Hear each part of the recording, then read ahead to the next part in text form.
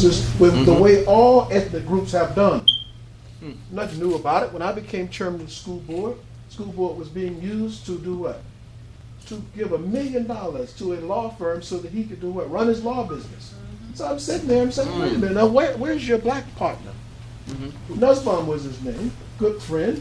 I said, you can't be my friend when you're using my public tax money, right, to build your law firm. You don't have any black partners. I don't have any black law firms in Prince George's County, so I can't do business with you. Give me a black attorney. Give me a black partner. We get it, right? Now, 2015, if you go to the last school board meeting, we're still fighting over how you can do what? Use that $1 billion plus budget to empower black businesses. Have we made progress in that regard? No. Now, come on, it's all right.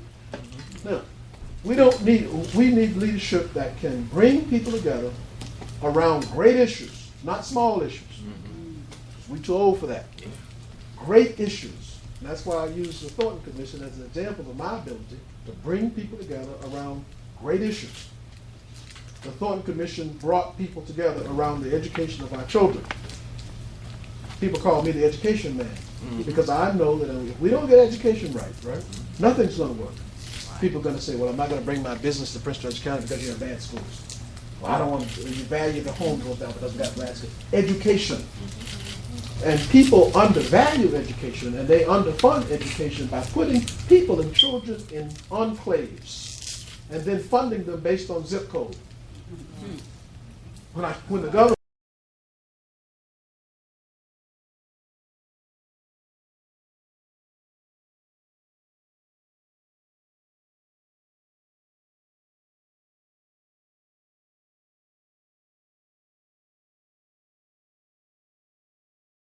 there's no zip code 2007-46 and 2007-74, which is the way we're doing it, right? There's no southern Prince George's County, northern Prince George's County. They're only children.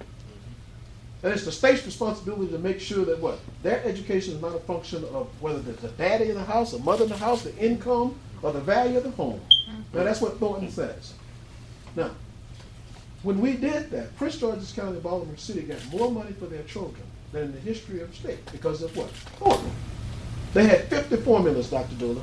They were funding education based on 50 formulas. Every politician had a little pot. Pot number 47 is my pot. What's your pot? Pot number 25. The children had no pot. And you end up with what? The most powerful politician's district getting what? The money. And politicians have a way of moving away from children, if you haven't noticed. They move away from children, especially lower income children. So what Thornton said was what? You can go where you want to go.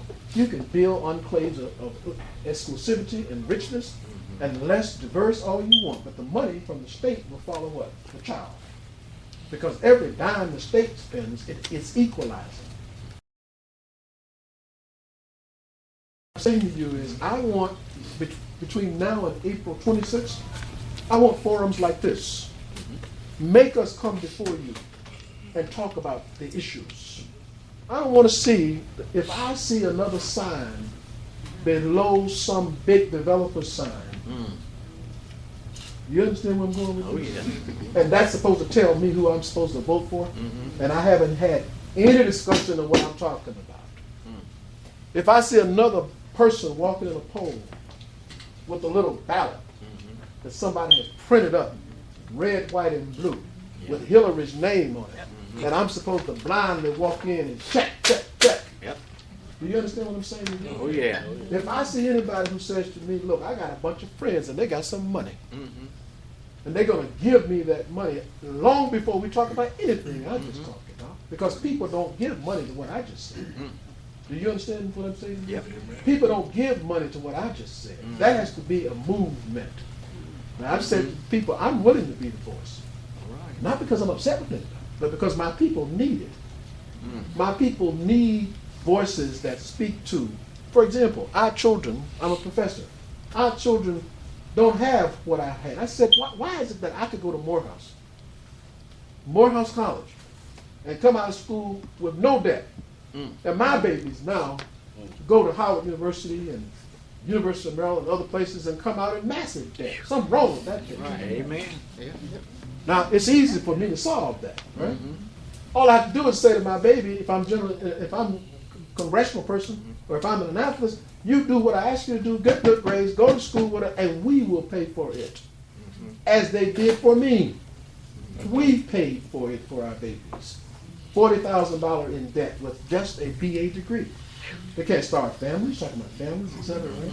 So we need universal health care, voting rights, all those issues, war and peace questions. You're going to tell me that we're going to talk about who's going to be a congressman, and we're not going to put war and peace issues on the table? You can't run for Congress in this county and you don't talk about war and peace. You're not running for the member of the House of Delegates. You're not running to be a state senator. You're running to be a congressman to make war and peace decisions, to decide whether you're going to send our babies to die or not, to defend our nation. See, so people undervalue Prince George's. We're the most powerful group of people that look like us in the world, and we need to start acting like it. Do you understand? Most educated, most affluent, powerful people in the world, and we act like we're what? We act like we're some little rural community in Upper Marlboro. That's right.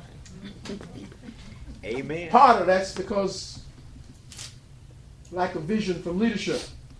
I'm not going to be divisive, but people do what? People do sometimes what you expect them to do, and the issues that you put before them, right? For example, you and I, there may be some people who graduated from different colleges, but largely our middle class comes from HBCUs. That's where the black middle class comes from. They don't survive. Middle classness among black people don't survive. I'm not one who believes in the singular scholar. That's why I don't, Dr. Carson, don't give me that crap you're talking about.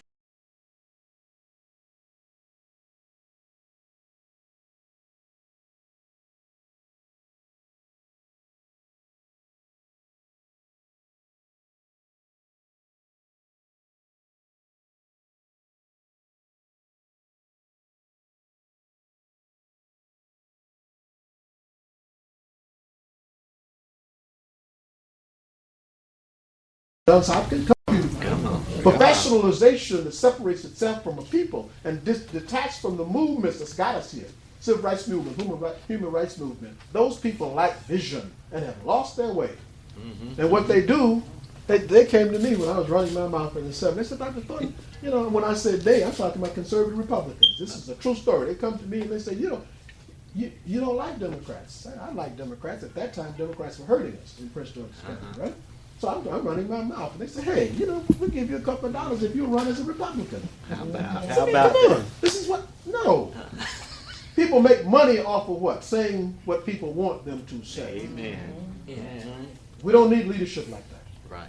We need leadership, and I'll sit down on this, who have done what they say they're going to do in the past. They've done it already on behalf of the people when they were not elected and no one was paying them. That's your marker. You can get leaders who have done that. You know you got your right man or your right woman. All right. Because you know their motives are pure. Right? Right. And I'll sit down. Oh.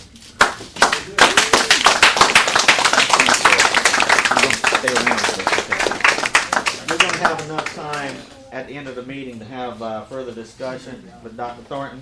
But just let me say this. When he spearheaded the Thornton Commission, a lot of people sat back and they just looked. They didn't know what was going on. They weren't involved with the movement.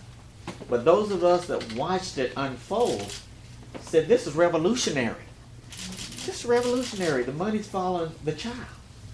And so we applauded his efforts. So that's why when I often mention Dr. Thornton today, I said, Dr. Thornton, you ever heard of the Thornton Commission? and some people said, I've heard of that. I said, well, that's him. He's the one coming to speak tonight. But, just like Senator Muse says, and I'm going to be brief too, because, I can get a little fired up. Senator Muse said we have to be involved. And that's what we intend to be. He also said, as Democrats, we have to fire up. And the meeting before that, we had said personally in our meeting that we've got to fire up. Because if we don't, we're the ones that lose. And like Dr. W.B. Du Bois said, we've got to pave the path for our future, for those children that's going to take our place. Okay? If we don't show them who we are and lead by example, who are they going to grow up to be? All I hear is that about our schools. Our schools are not quality schools. And you're right. People don't move to Prince George's County because of the school system. We do need to focus on that and stop voting for people who have a nice smile and a nice handshake. And we need to start looking at experience. I've said this to you before. If you have not either ran or supervised something that has to do with a Fortune 500 company, how can you run my business? Because you don't have the experience. So we need to look a little bit deeper into who we're electing for these offices so that they will represent us, okay, and not represent others. You know what I'm talking about. So we need to make sure we're doing that. So thank you, Dr. Thornton. I appreciate it. And I heard your words. I'm a Southern boy from North Carolina. I came up through Jim Crow, too, and was on the first bus the first day of desegregation in North Carolina in 1965. And was called some names that I'm not proud of. And so I see what's happening. My eyes are open. And when you've been through things, your eyes are open. You see things other people don't see. But you try to get out and lead, and you find out sometimes you look behind you, and that flock you had that was emerging up the totem pole with you has disappeared. So we've got to make a commitment to stick together, because we need politicians that's going to serve for us and have vision and see the future, and then devise a plan to address that future. You know, I told people, I said, we got a problem when young people can come and sign on a dotted line and get a house without putting on a dime. And I would say, yeah, but we're the most affluent county. It's all right. It's going to be okay. The rainy day fund looks great. 2 years later, they were losing their houses just like that. We need leadership that sees that, analyzes it, and then creates plans based on that. And so that's what I'm looking for in a leader. I'm looking for a visionary that has the courage to act. So anyway, we've heard quite a few of our congressional candidates. You think I ought to do it now? Yeah. Okay, all right. So we've heard a lot from our congressional candidates, and we applauded each one of them. But in the end, you've got to decide.